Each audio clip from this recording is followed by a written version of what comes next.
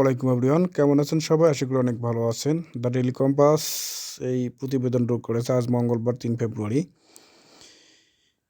Pay স্কেলে MPO শিক্ষকদের বেতন বাড়বে কিনা জানালো অর্থ মন্ত্রণালয়। তো আপনারা যে যেখান থেকে ভিডিওটি দেখতেছেন অবশ্যই ভিডিওটিকে শেয়ার করে দিবেন যাতে সকলেই ভিডিওটি দেখতে পারে। তো চলুন আমরা এখন বিস্তারিত জানি। নবম পে স্কেল বাস্তবায়ন হলে এমপিওভুক্ত শিক্ষক কর্মচারীদের বেতন বাড়বে কিনা তা নিয়ে অনিশ্চয়তা তৈরি হয়েছে।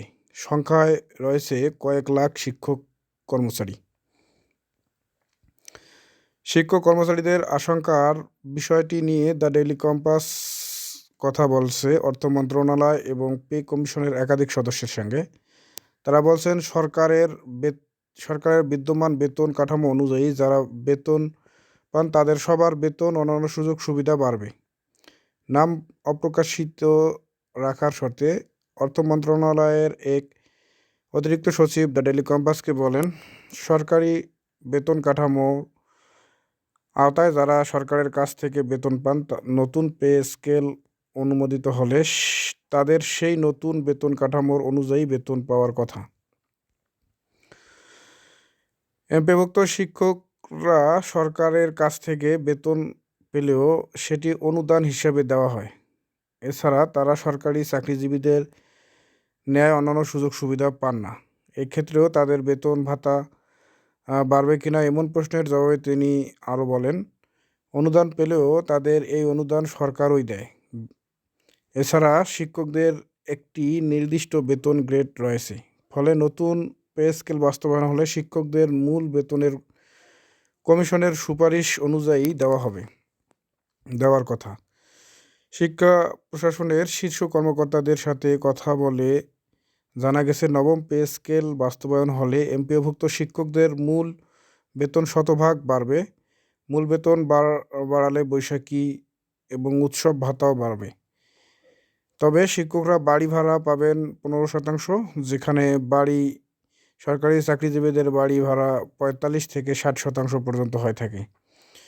শুধু বাড়ি ভাড়াই নয়, চিকিৎসা ভাতা প্রাপ্তির ক্ষেত্রেও বৈষম্যের শিকার হবেন এমপিওভুক্ত শিক্ষকরা। বর্তমানে এমপিওভুক্ত শিক্ষকরা চিকিৎসা ভাতা পান 517 টাকা। নবম পে স্কেল অনুমোদিত হলে সরকারি চাকরিজীবীদের চিকিৎসা ভাতা 4,000 থেকে 10,000 টাকা পর্যন্ত বৃদ্ধি পাবে।